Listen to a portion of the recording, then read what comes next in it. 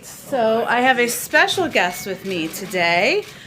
Joining us in the briefing room is actress and multi-platinum recording singer-songwriter Olivia Rodrigo, who traversed red lights and stop signs to see us. If you know her music, you'll get that dad jokes there. And we just want to thank you for using your platform and your voice for elevating the important issue of young people getting vaccinated. She's here today to meet with the president and Dr. Fauci later this afternoon, but she agreed to come say a quick hello to all of you first. With that, I'll turn it over to you, Olivia. Hi. First, I want to say I am beyond honored and humbled to be here today to help spread the message about the importance of youth vaccination. I'm in awe of the work President Biden and Dr. Fauci have done and was happy to help lend my support to this important initiative. It's important to have conversations with friends and family members, encouraging all communities to get vaccinated and actually get to a vaccination site, which you can do more easily than ever before, given how many sites we have and how easy it is to find them at vaccines.gov. Thank you, Jen, for having me today, and thank you all for helping share this important message. It's so appreciated. Thank you. Okay. Thank you, Olivia, so much for joining us. Good luck with your great day. Okay. A couple of other items, a little less exciting, also very important for all of you. This afternoon, the president will be joined by a bipartisan group of governors and mayors from around the country, representing communities from Vermont to Arizona, to discuss the bipartisan infrastructure framework and his Build Back Better agenda. The framework has received support from across the political spectrum, including yesterday from a bipartisan group of 369 mayors from all 50 states and a letter organized by the U.S. Conference of Mayors, the bipartisan leadership of the National Governors Association, and a coalition of 20 leading business and labor groups. During the meeting, the president will underscore the broad bipartisan public support for generational investments in our economy and middle class that will create millions of jobs and help us outcompete the rest of the world in the 21st century. He'll also note some of the areas where Democrats and Republicans were able to come together in the bipartisan infrastructure framework, including money to remove lead pipes, expand universal access to high-speed internet, boost transit options, and rebuild roads and bridges. He'll also thank the leaders for their work on a range of important issues across the country and reiterate his commitment to being a partner to them moving forward. Today, this is a separate announcement, we'll begin shipping 1.5 million doses of Moderna to Sri Lanka, our first doses to this country. We'll be shipping more doses throughout the week, and as always, I will share updates with you as those are available. We announced this in our week ahead, but just to give you guys a little bit more context on the APEC meeting that the president will be participating in remotely on Friday. He will be participating in the Asia-Pacific Economic Cooperation, or APEC, Leaders Virtual Retreat, where leaders will discuss ending the COVID-19 pandemic, supporting the global economic recovery, hosted by the Prime Minister Jacinda Ardern of New Zealand. His participation demonstrates U.S. leadership in the Indo-Pacific region and his commitment, the United States' commitment to multilateral institutions. As the president's first engagement with many of the APEC leaders, particularly those in Southeast Asia, he will also emphasize the importance he places on the region as well as his vision for free and open Indo-Pacific. And he will provide an update to leaders on what the United States is doing to serve as an arsenal of vaccines for the region and to support all those suffering from COVID. Finally, he'll also advance an economic agenda that promotes our shared prosperity, leverages the economic potential in the region, and builds inclusive and resilient economies. Last piece for all of you. Today, the Department of Health and Human Services announced that more than 2 million people have signed up for health coverage during the Biden-Harris administration's special enrollment period, which opened on February 15th. Americans have until August 15th to go to healthcare.gov, sign up for coverage, and take advantage of the lower premiums made possible by the American Rescue Plan. Today's announcement demonstrates the need to expand access to affordable healthcare, which is why the president is proposing to extend the Rescue Plan's premium subsidies and lower the cost of healthcare for Americans across the country. With that, Zeke. Thanks, Jen. On the topic of youth vaccinations, Tennessee's former top vaccination official says the state has stopped all outreach to minors on vaccinations, not just COVID-19 vaccinations, because of the political pressure. Does the White House, the president, have a response to that, and is there something the White House can do to fill the gap there? First of all, Thank you for the question, Zeke. We, of course, have seen the reporting and coverage of this issue. We are not going to comment specifically on a personnel step, but let me take this opportunity to say that the Delta variant poses a threat to Americans of all ages. We continue to see young people hit by the virus as we've vaccinated so many of our elderly and most vulnerable. And we've been crystal clear that we stand against any effort that would politicize our country's pandemic response and recovery from COVID-19. So even as we've seen, unfortunately, personnel decisions made in other parts of the country as well over the past several months along these lines, we are going to continue to work with partners in states like Tennessee and in states across the country to ensure that we are pushing back against misinformation, that we are conveying accurately that the vast majority, 99.5% of people who are going to hospitals are not vaccinated, and ensuring we're using every tool at our disposal. I'll also note for you that this week, our Surgeon General, tomorrow actually, he's going to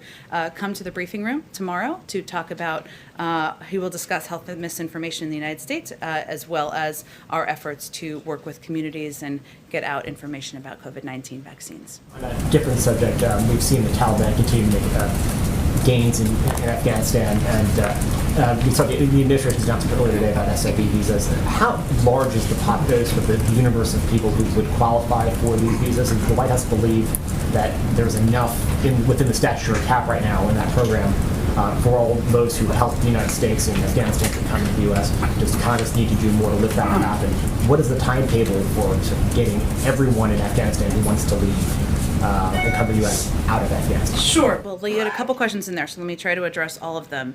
First, we're working closely with Congress to change the authorization legislation so that we can streamline the process of approving these visas. Obviously, we have a number of authorities. We want to make sure we're working to expedite and work as efficiently as possible.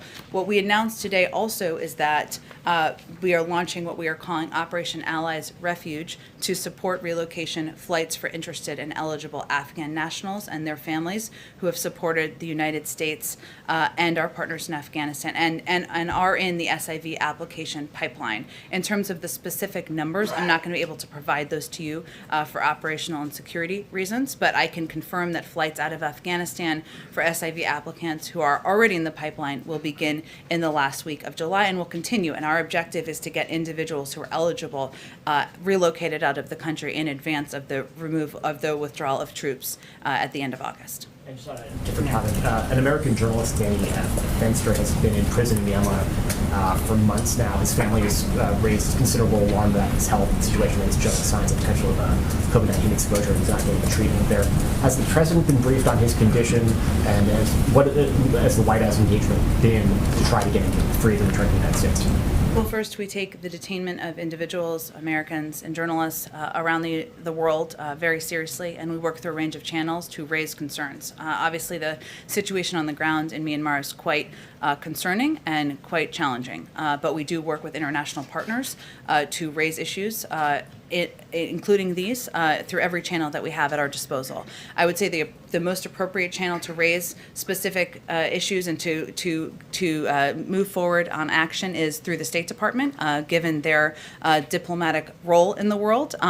But in terms of the president's awareness, he certainly is kept abreast of the detainment of individuals around the world. I don't have any update on his awareness of this particular case.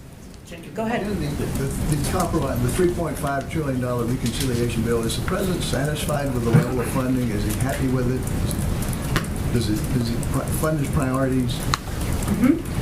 So, Steve, I would say first that last night, when the agreement was announced by the Budget Committee, which again we acknowledge is just a step in the process. Now it needs to move forward and obviously needs support of all Democrats in order to move it forward. That's one of the reasons that the president is up on Capitol Hill as we speak, or headed up to Capitol Hill if he hasn't departed yet, I should say, as we speak, because we recognize that that's the next natural step in the process in moving his agenda forward. But as Senator Sanders said last night, this is the most significant piece of legislation passed since the Great Depression. I'm delighted to be a part of helping to put it together. We agree with that. What we've seen come out as the current framework is reflective of the president's priorities, both what was in his budget, what was in his American Families Plan, and also what were the components that were left out of the bipartisan agreement that was in the American Jobs Plan. We certainly recognize there are additional steps to come, as we said.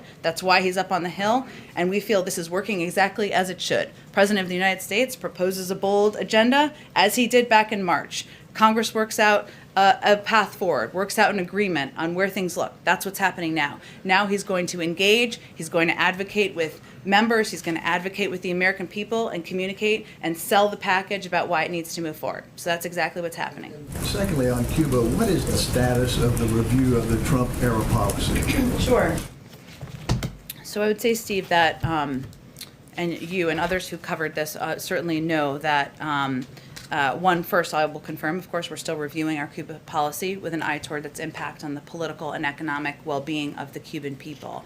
The nature of the kinds of changes that were made by the previous administration, like redesignating Cuba as a state sponsor of terror, carry significant statutory restrictions.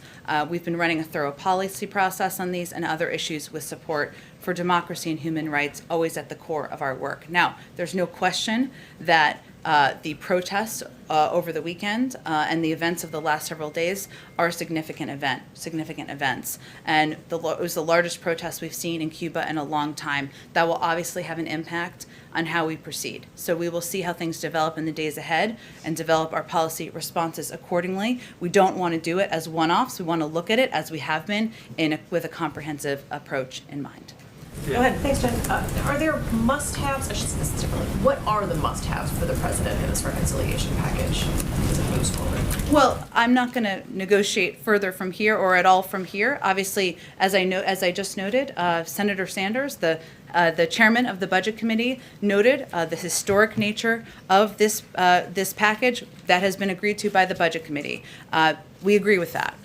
This package currently represents and is aligned with the president's priorities, including what was been outlined in his budget, which is quite public, out in a blueprint, as well as the American Families Plan, which includes key components of investing in our workforce, in childcare, and in the next generation. We also understand that this is a process. There are steps to go. He's going to continue to advocate. He's going to continue to engage with members just as he is today. And we know that there can be changes as things move forward. But it is certainly aligned with the priorities he's outlined publicly. So Senator Padilla is saying that it's his understanding, I want to get this right, and expectation that a pathway to citizenship would be included in this package. He says it could be just a matter of months if all the necessary steps are taken. Is that a correct assessment from this White House's point of view? Well, again, we have said in the past that we certainly want to see an immigration bill passed through Congress. There are a range of mechanisms to do that. We will let Congress determine how they want to move that forward. And certainly there are a number of advocates in terms of people who are elected officials who support that as well. But in terms of additional contents of what would be in the package, I would refer you to the Senate. But is this one of those mechanisms that the White House would support? Sure. Go ahead. Thanks, Jen. Does the White House have a reaction to the charges that were filed against Iranian nationals, including Iranian intelligence officials, for a plot to kidnap an activist on U.S. soil? Sure. First off, this is a law enforcement matter, of course, hence the announcement came out of there, and we're not going to weigh in on the specific allegations in the indictment.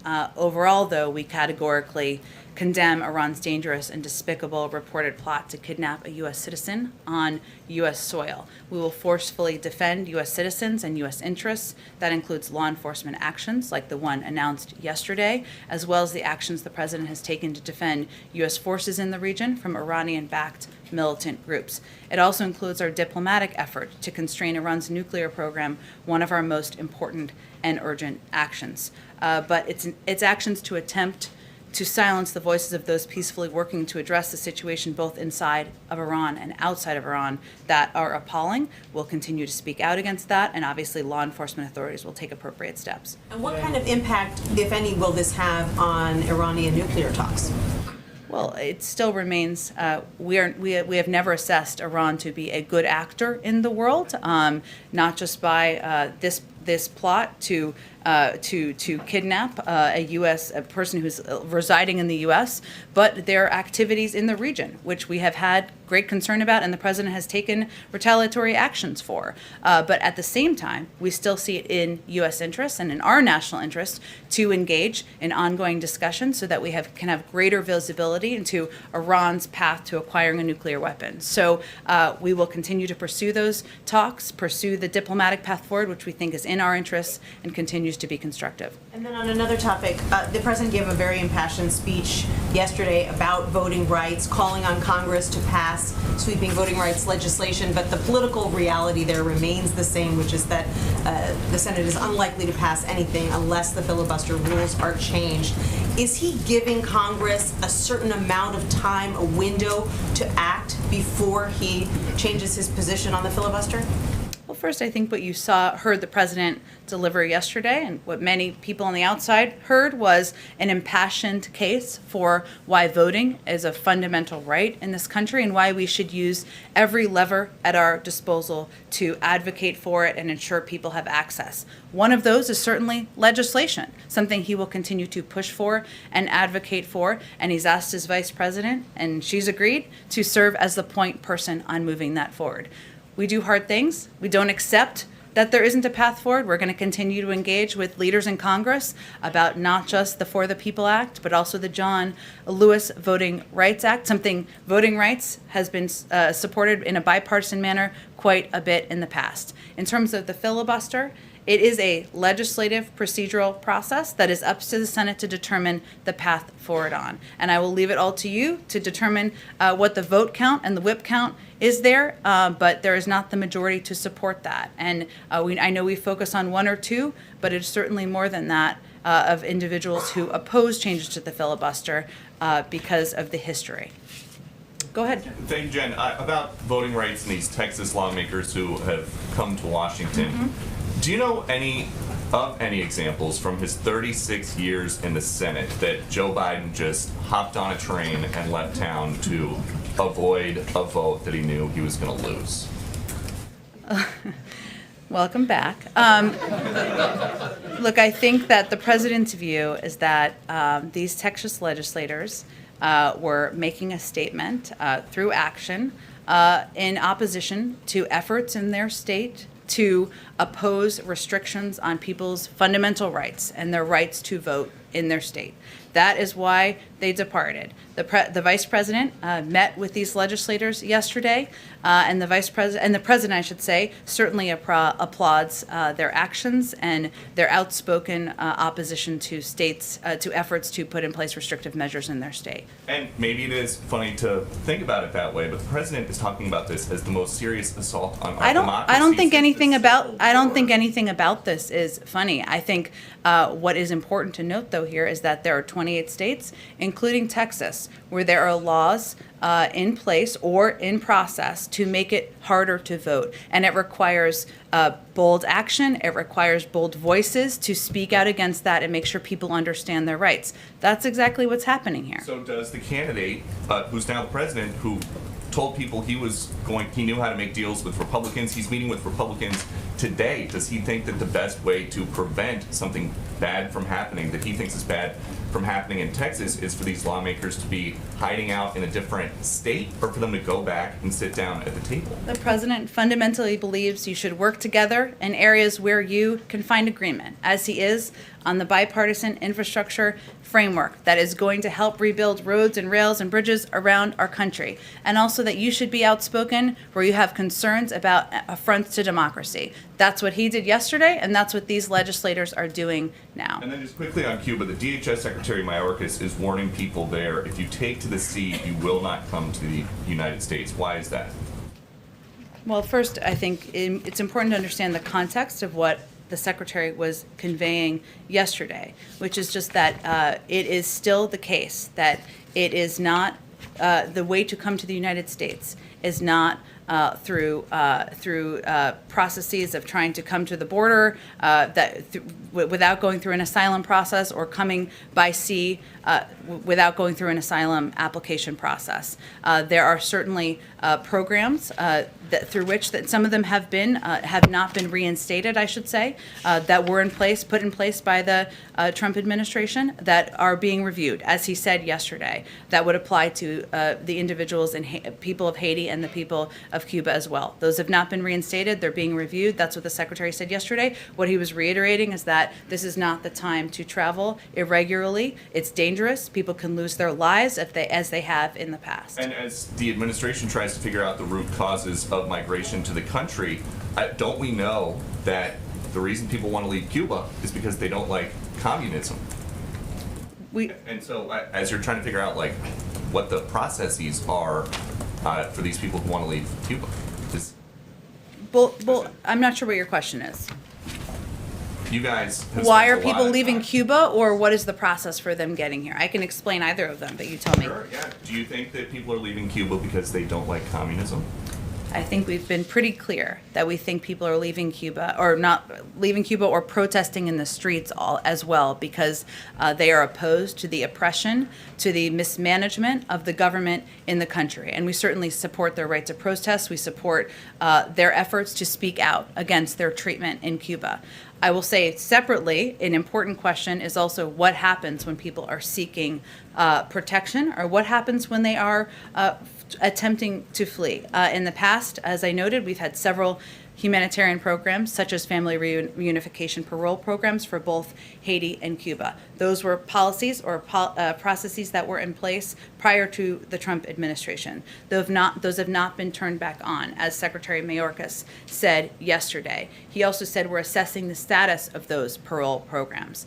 Haitian and Cuban nationals in the United States with a fear of return to their home countries may be eligible for protection, such as asylum under U.S. law. Haitian nationals already in the United States may be eligible for temporary protected status. But migrants interdicted in the Caribbean who manifest a fear are referred to USCIS for a protection screening. That's what happens. Those who do not manifest a fear, or who are not found to have a credible fear following the screening, are repatriated to their country of origin.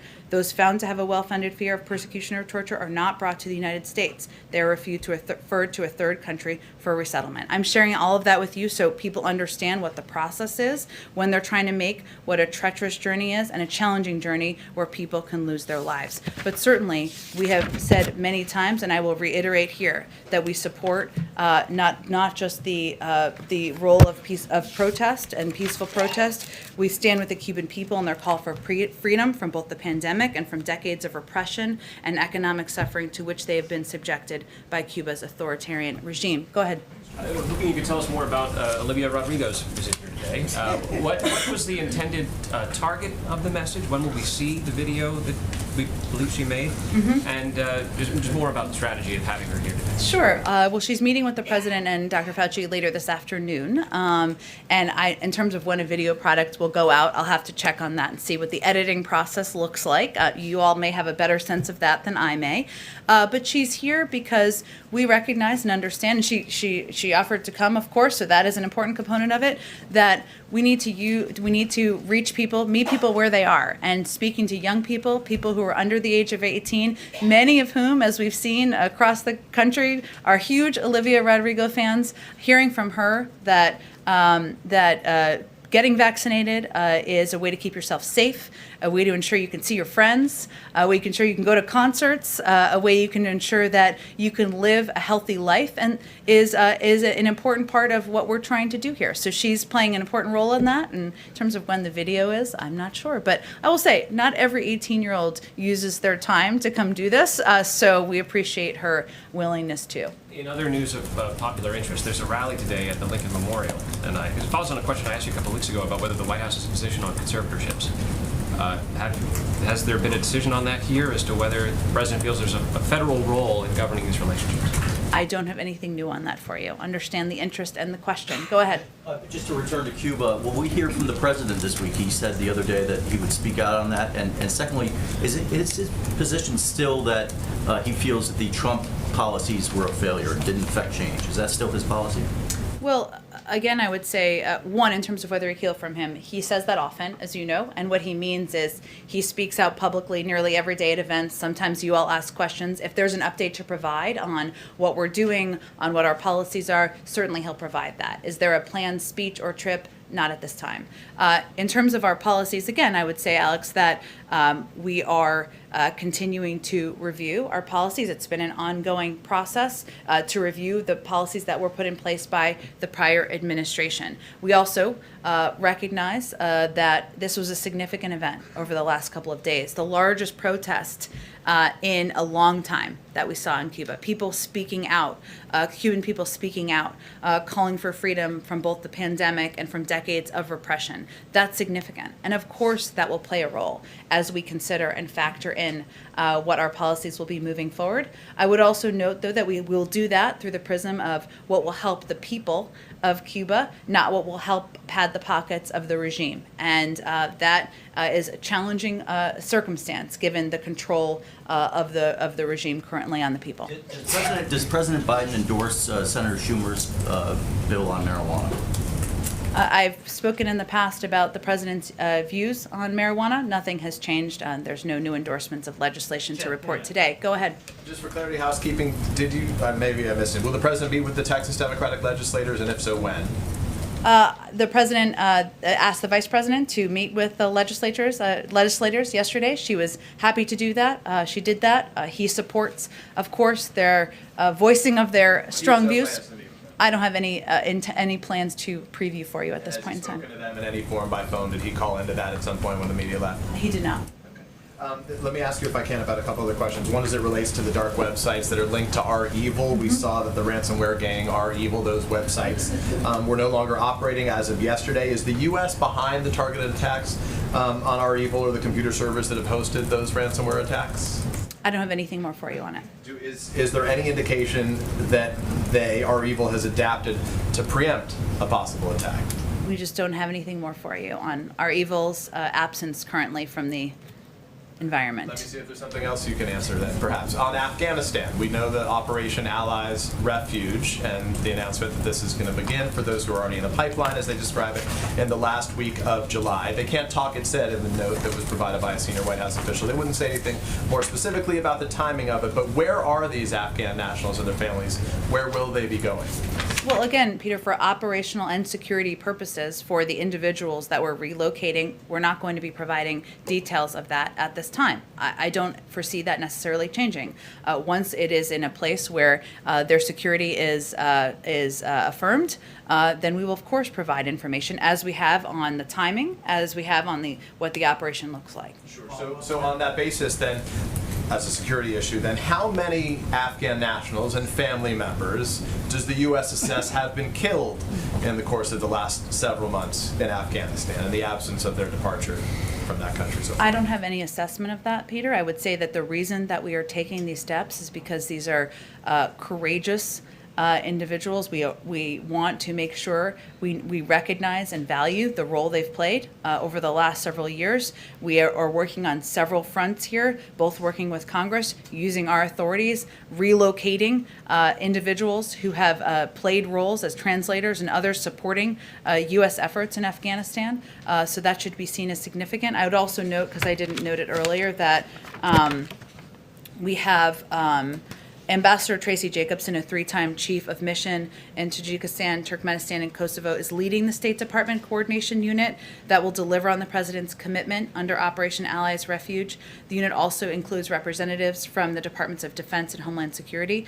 Russ Travers, who's Department of Homeland Security Advisor, the Deputy Homeland Security Advisor and former head of the National Counterterrorism Center, is coordinating the interagency policy process on the operation as well. And the Homeland Security Advisor is traveling to Uzbekistan. Is that something you're going to have to tell us? Or Oh, I can. I certainly. She is. she has, or she is? She is. Let's see. She is en route, or she is there. She is, I believe, there now. She's leading a U.S. delegation to a high-level international conference. They're going to be discussing the promotion of prosperity, security, regional connectivity while she's there. Obviously, security in Afghanistan and the region, and all of our initiatives and priorities will be a part of the discussion. Go ahead. Thanks, Jen. On the $3.5 trillion package that was unveiled last night, how does the president view that top line number? There's some in the party that balked at higher spending, of course, or is it too low? How does the president kind of view that number right now? Well, again, as I said a little bit earlier, the step forward announced last night is a significant step forward, I should say, in our view, in the president's view. And we recognize there's still a path forward, and steps forward that need to be taken because, while this is an important step in the committee, we obviously need every member of the Democratic caucus to support this endeavor moving forward. But I'd also note that, as Senator Sanders said last night, this is the most significant piece of legislation passed since the Great Depression, and I'm delighted to be part of having helped put it together. So yesterday was a major breakthrough for middle-class families in the president's view. And then on voting rights, civil rights leaders and activists have characterized the president's reluctance to mention the filibuster as a lack of urgency on the issue. I mean, what do you say to those critics that say that's a lack of urgency, that he hasn't yet pushed senators to support abandoning or modifying the filibuster to get this legislation passed? Well, I would say first that the president delivered a major speech yesterday on voting rights, which received a great deal of attention and many accolades from a lot of supporters, advocates out there in the country as well, because he wants to stand with them and is committed to standing with proponents of access to voting rights across the country in this fight and this effort moving forward. He also talked in his speech, as you know, about not just his commitment to the For the People Act, but also about what levers from the federal government he will continue to use, whether it was the executive order he signed into law just a few months ago, or steps the Department of Justice are also taking. But this is going to be a cause of his presidency. The fact that he delivered a speech yesterday, elevating the issue, educating people on the issue, making sure people understood their rights, should be seen as a representative of his commitment. Go ahead. Go ahead. Hold on. Go ahead. You've gotten close to this, but I want to make sure I'm Okay. clear. The president going to this lunch, should Yeah. we take that as an indication that you don't think you have all 50 Democrats signed on to this framework? I would say, as you all know, if there were enough votes for each of these priorities, there would be a vote, and it would have happened. So I will say that he's headed up to the Hill because it's the next natural step. And again, as I said earlier, he knows that as president, you lay out a bold agenda, or certainly that's your objective. Members of Congress negotiate the details, and then it's his role to continue to engage in selling both packages to members and the Senate and to the public. And I think you can expect you're going to see him doing that until both pieces of legislation are passed. So going back home to the Senate, where he spent 36 years, and speaking with, engaging with Democrats in the Senate, answering their questions, is certainly a part of that effort of selling the package. I have a sequencing question related to that, which is that Speaker Pelosi had said that the Part 2 needs to pass in order for the Part 1 bipartisan infrastructure thing to be taken up in the House. I'm wondering if it is the White House's view that this framework, if this budget resolution were to pass the Senate, is that then enough for the House to take up the bipartisan infrastructure package, or is that not enough? The president expects to sign both pieces of legislation into law. They're on a dual track, as he long said they would be on, and we're going to leave it to leaders in the Senate and House to determine the sequencing. Jen, Go ahead. Jen, one more crack on the filibuster thing. Go ahead. The vice president yesterday, when she was asked about changing it to have a carve out for voting rights, said, quote, "I'm certainly having conversations with folks." Is the president also having conversations, or is he sort of yielding completely on the idea of changing the filibuster, given that yesterday he compared the current state of democracy as in peril, comparing it to the Civil War? So is he talking to people about this legislative tool that could be changed? Is he having conversations? Well, first, of course, the president and vice president have conversations about a range of issues, including members who raise concerns or their advocacy for changing filibuster rules. Some also advocate against, as you well know. But what the vice president was acknowledging was that some members have raised filibuster reform with her, as won't surprise any of you, and members have also raised it with the president. But they've raised it on different sides as well. And ultimately, it's a legislative process, one that the president is no longer gets a vote on. It's up to them to vote on what their processes will be moving forward. So if he is having conversations, is he advocating any particular way? Is he expressing an opinion in those conversations? Again, they've both heard from members who have points of view on the future of the filibuster, as won't surprise any of you. That is what the vice president was referring to, and the president also has, of course, been a part of those conversations. But his position, I've stated to all of you publicly, is what his position is privately as well. Did you have a question, Caitlin, or no? Yes, I do. Go ahead. I'm not just here for fun. No, I know, but I didn't know. You didn't raise your hand. I didn't want to skip you. Thank There you you very go.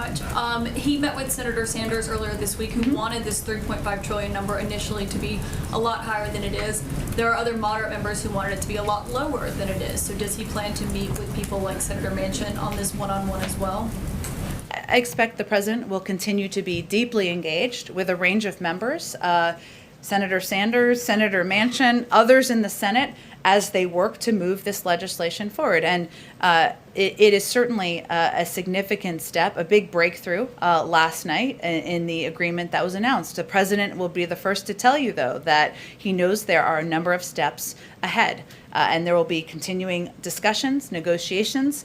There are components of this that could certainly change, but it was a big breakthrough for middle-class families, and certainly he would echo the comments made by Senator Sanders. And then on vaccine misinformation, Ron Klain, the chief of staff, said recently that it would be a policy decision whether or not the administration went after regulating companies like Facebook on things like vaccine misinformation. So what is the administration's stance on that?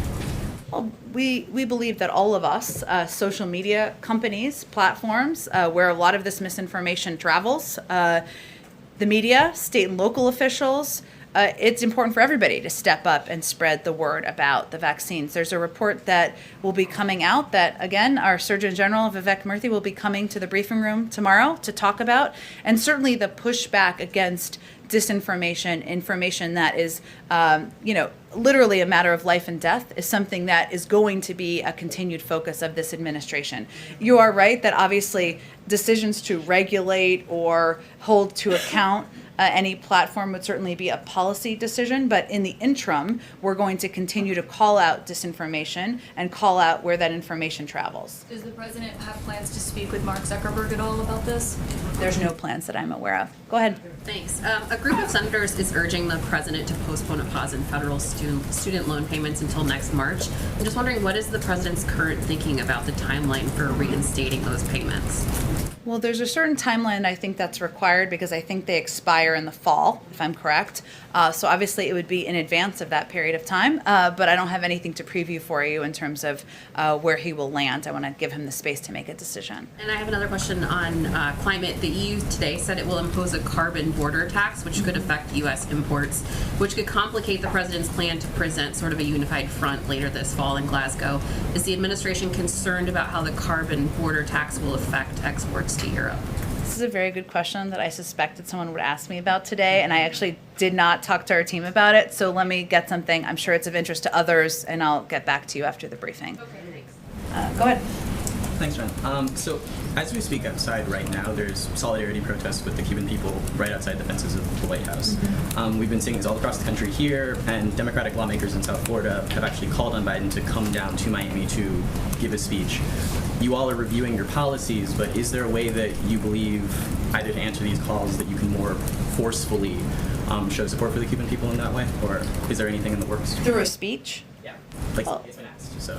Well, certainly understand that, but I would say that I think what is most important to the Cuban people is understanding that the United States stands with them and their call for freedom from both the pandemic and from the decades of repression and economic suffering to which they've been subjected by Cuba's authoritarian regime. And also I would just note that, again, it is a policy process that has been under review. There were a number of policies that were put in place by the prior administration. We want to do that in a comprehensive and not a one-off manner. We want to do it through the prism of what is going to help the Cuban people directly and help incentivize a change in behavior if that is possible. And certainly the events, the protests, the reaction, the continued oppression of the Cuban people weighs in on our decision-making process. But I don't don't have any speech or visit to preview for you.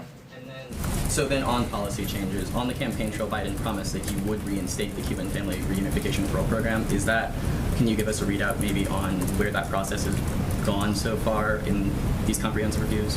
There's, again, an ongoing review. Of course, the events and the protests and the reaction and the continued oppression of the Cuban people will weigh in on will be a factor in our decision-making process, but I don't have anything to preview for you. Go ahead, Karen. Thanks, Jen. Can you give us a preview of the President's Child Tax Credit event tomorrow? What's his message going to be? Is he bringing real people to the White House to highlight this? Just what's it going to look like? Yes, that is our intention. Real people, as we call them here. I will say that there are tens of millions of families across the country who will benefit from the child tax credit that has been extended thanks to the American Rescue Plan. Also, it's something that he has advocated for and will continue to push for. And there's broad support for in Congress, extending further than that. But tomorrow we're marking the fact that these checks or these direct deposit payments, because we're in 2021, will start going out directly to people's bank accounts. We have seen projections that the child tax credit, the implementation or the extension of the child tax credit could cut child poverty in half. And this is just extra money that's going into people's bank accounts who need help the most. So the president felt it was important to elevate this issue, to make sure people understand this is a benefit that will help them as we still work to recover from the pandemic and the economic downturn. Go ahead, April. Jen, yesterday in Philadelphia, after the speech, Reverend Al Sharpton said it was a momentous speech. He said the president talked on race, but what was missing was the word filibuster and what he was going to do. Also after the speech, we talked to NAACP President Derek Johnson, who said that he was concerned that there was no path forward and there was no sense of urgency. I'm going back to that other question, but giving you a little bit more specifics as to what people said. Can you address that about the path forward, the filibuster, and the sense of urgency? The president talked about equating this moment to the Civil War, but where was the urgency in moving it forward, the path forward, and also the issue of the filibuster that's holding this whole thing up? Well, April, I'd also say that the president of the Southern Poverty Law Center said that President Biden accurately characterized the anti-democracy actions by state legislators and others following January 6th. And President Biden's speech today ultimately was a needed call to action for this multiracial coalition of democracy defenders in this country to rise to the urgency of the moment. The president of Unidos US said, "I commend the president for asserting the importance of voting rights, especially as we're seeing numerous states enact voting rules that are restrictive and discriminatory for Black and brown communities." The president delivered this speech yesterday because he knows that there is still not enough information out there, not enough empowerment, not enough engagement with people across the country about what their rights are and what is happening in states across the country that is oppressing and silencing their right to have their voices heard. That's why he delivered the speech. Part of our focus is continuing to press for the For the People Act. He will continue to do that, and the John Lewis Voting Rights Act. And he will stand with civil rights leaders who were just here at the White House last week to have a conversation about how they can work together to move this forward. He's also not going to wait on that. He obviously, the Department of Justice has already took action in Georgia. They will make decisions about taking action to fight against these oppressive laws around the country. We're continuing to implement the executive order. We're continuing to fund efforts around the country to educate and inform citizens. So he delivered the speech to make sure people knew what their rights are and to make sure people knew what he was doing to fight against efforts to oppress. So what about the pathway forward, though, from this administration? You're telling the coalition groups to go out and act. The president said that yesterday. But what is the path forward? What is the formula that this administration has to making sure that H.R. 1 is passed and then H.R. 4 comes behind? H.R. 1 and S1 are passed, and then H.R. 4 moves forward.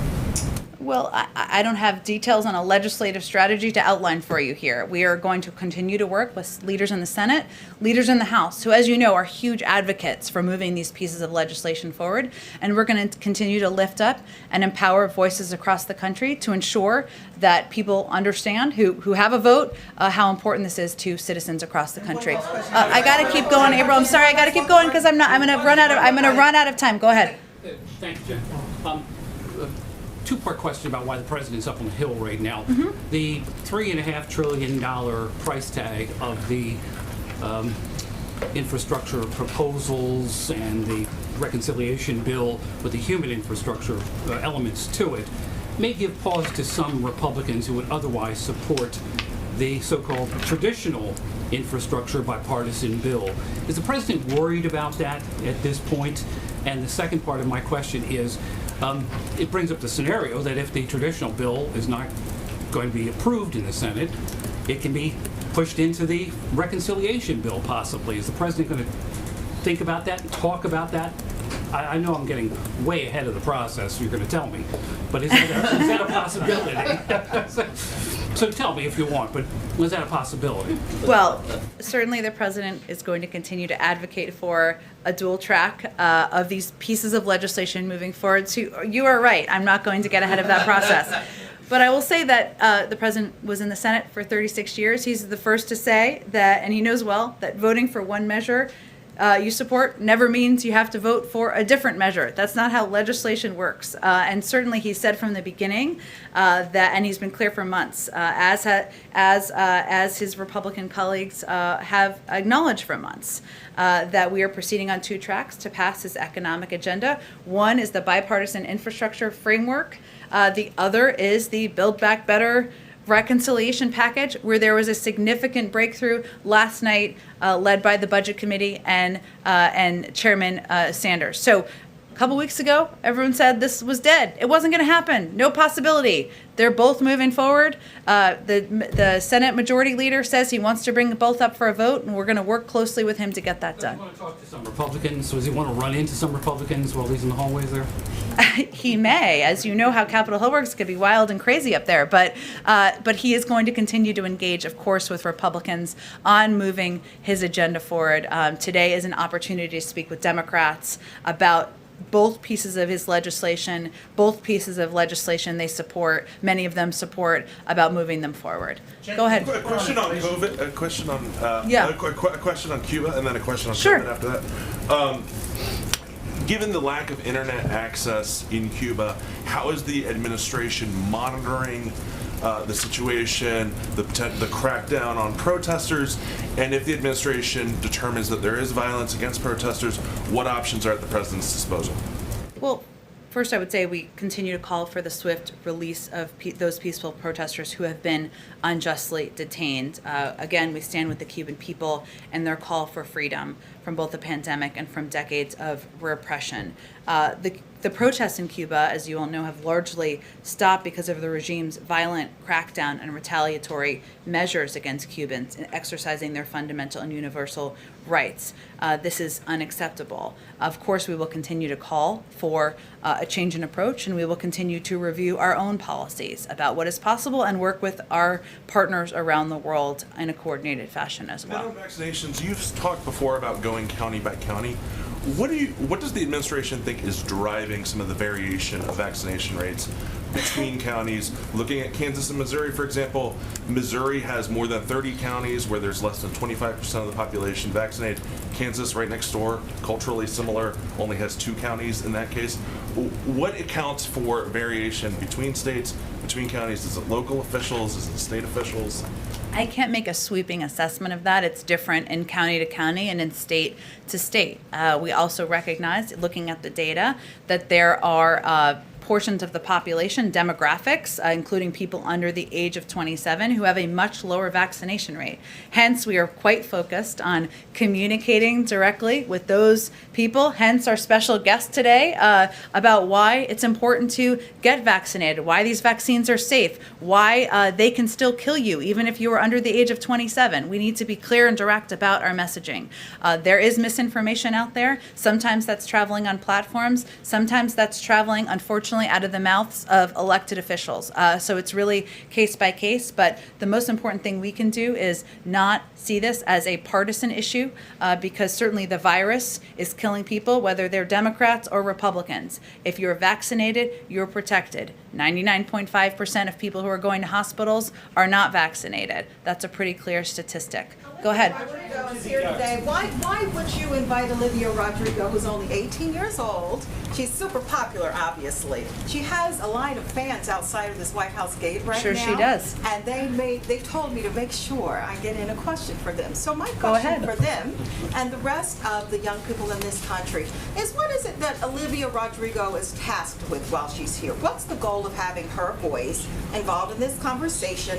And I'm saying this in the context of youth numbers being very low right now. Reports are saying that those who are eligible, even though the government lowered the rate of eligibility, those young people are not getting shots. So I imagine that her being here today has something to do with that, but I would like you to go on record to explain. Sure. I think I answered a similar question earlier, but I would say that certainly a voice of someone like Olivia Rodrigo, who is a popular recording artist and someone who has legions of fans. Some of them are outside the White House, and her willingness to play a role in making sure people understand, young people understand, they are not immune from getting COVID. They are not immune from getting very sick from COVID, and that it's important to know that the vaccine is safe, it's effective, and it's accessible. And certainly her willingness to use her voice and her platform to speak directly to young people is quite powerful, and we're grateful for her time and effort. Go ahead. Go ahead, Bud. Crime prevention meeting on Sure. Monday. The administration's encouraging cities to use COVID funds to hire police, but cops are walking off the job. Applications to training academies are down. Recruitment and morale is a real problem. Is the administration going to take a lead with these cities to help improve recruitment and morale for local departments? And if so, what would that look like? Well, one, I would say that a number of cities have actually used funding from the American Rescue Plan to rehire police and to make sure that they are funding their cops program, something the president has supported throughout his career.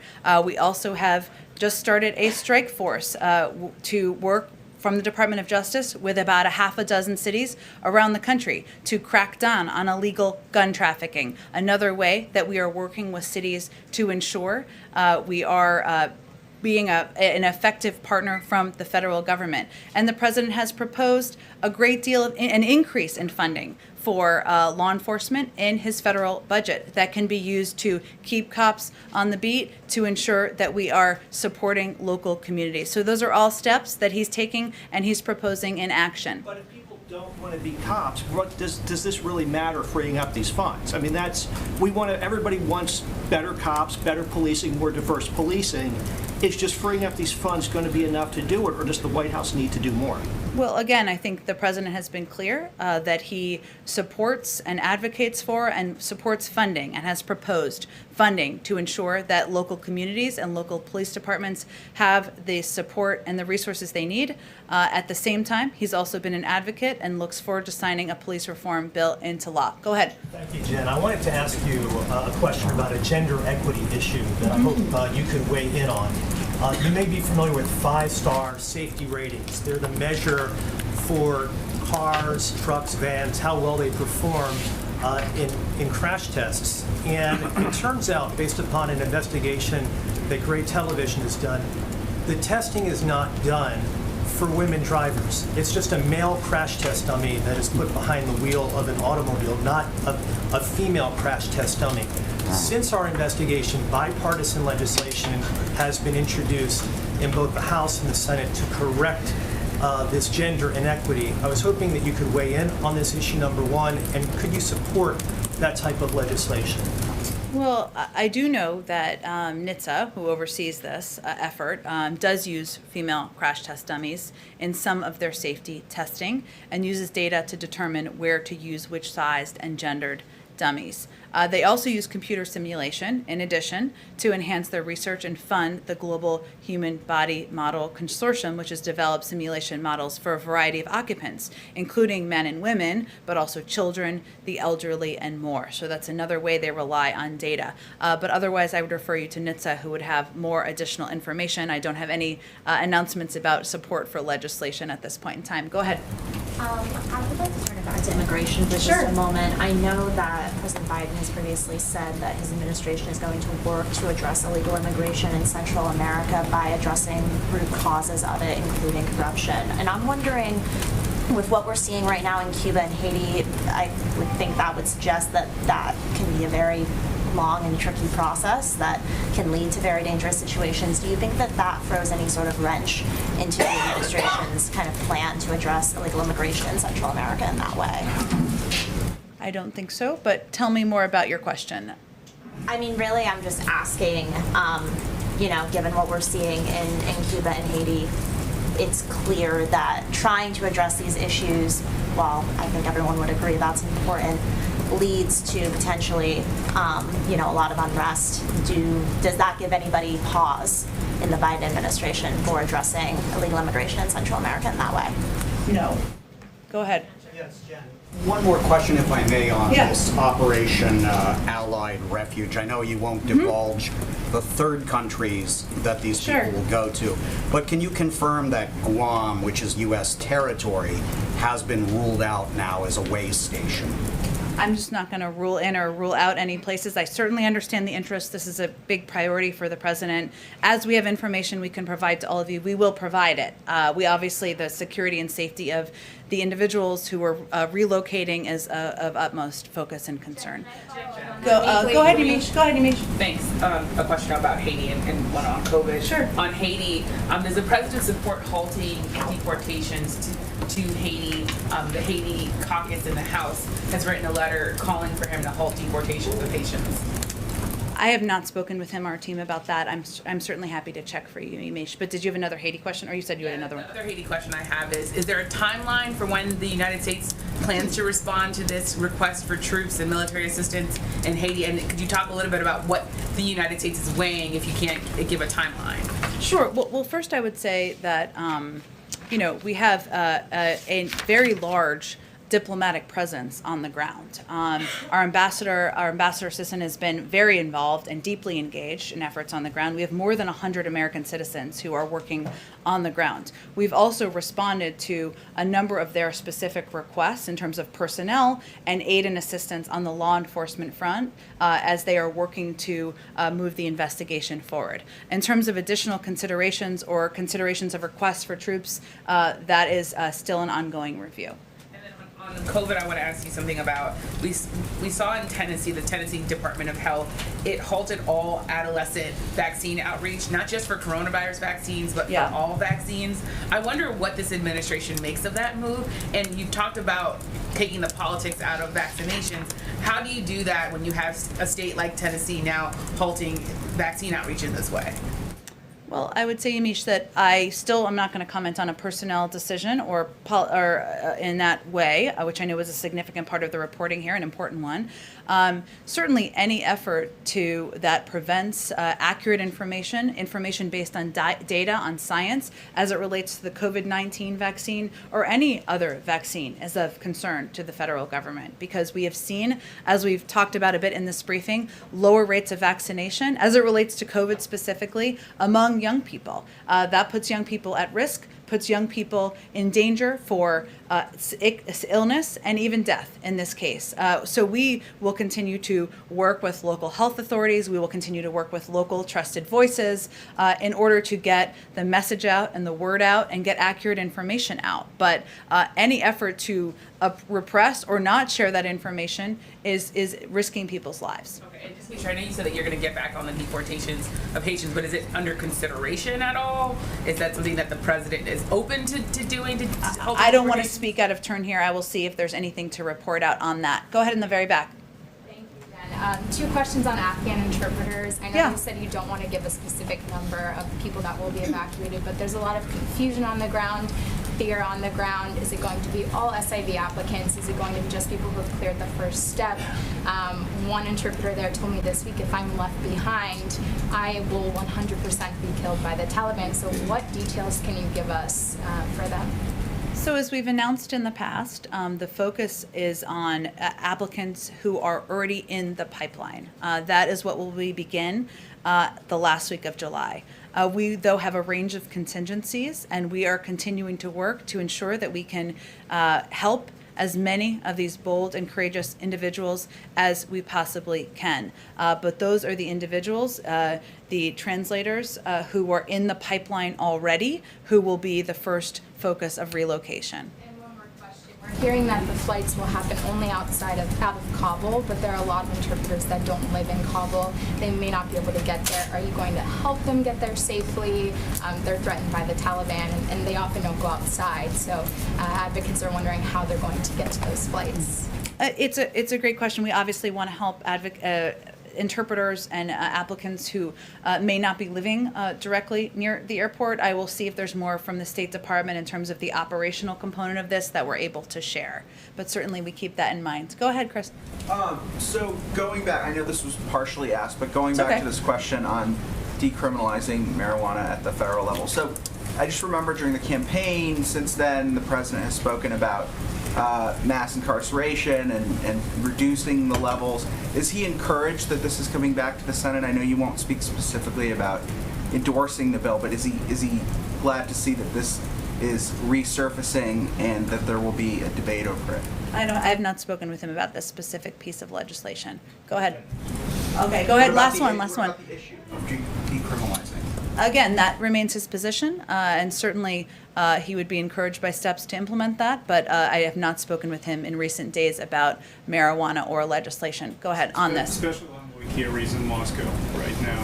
He met Foreign Minister Lavrov, I think yesterday. He held talks with his Russian counterpart, and he held a phone conversation with, with President Putin. Is he delivering any additional messages? Is he talking about climate only or something on top of that as well? And the other point, very quickly, Deputy Foreign Minister Ryabkov has announced that strategic stability talks will take place before the end of the month. Any announcements from your side? The former Secretary of State, my former boss, the Special Envoy, he's got a lot of titles. His purview is on climate. That is what the focus of his conversations and discussions are. In terms of strategic stability talks, I don't have anything in terms of a timeline. Thanks, everyone. Have a great day. Administration can do about rising inflation. Can't wait to talk to you tomorrow, Brian. I'd love if you just call on me. I asked the question.